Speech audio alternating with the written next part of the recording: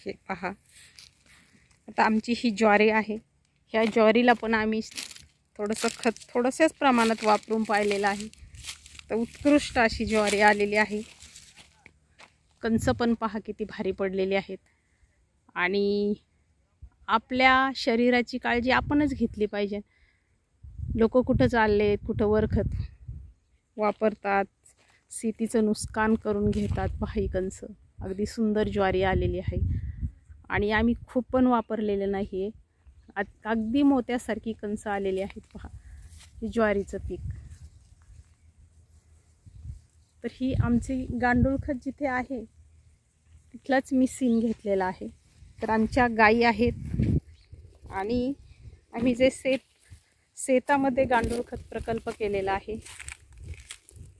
तर ह्या खताचे फायदे एवढे आहेत. आमची डाळिंबाची बाग होती, आम्ही त्या डाळिंबाच्या बागेलाही ते खत वापरले. तर त्या डाळिंबाच्या फळाची एवढी चकाकी आली की त्या फळामध्ये आपला जसं चेहरा दिसावं अशा पद्धतीची त्या फळांना चकाकी आली होती.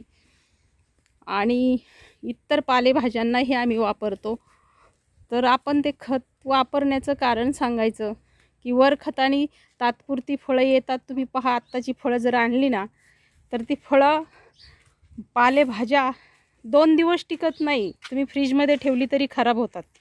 परंतु तुम्ही शेणखत, गांडूळ खत कुठलंही हे सेंद्रिय खत शेती केल्यानंतर ती 8-8 दिवस फळं खराब होत नव्हती. हे अनुभव आहेत आपले सर्वांचे. आणि ही फळं का खराब होतात? मग आपल्या शरीरातलं काय खराब होत नसेल हो? आपलं जठर खराब होत नसेल का? आपल्या जठराला काय प्रॉब्लेम येत नसेल का?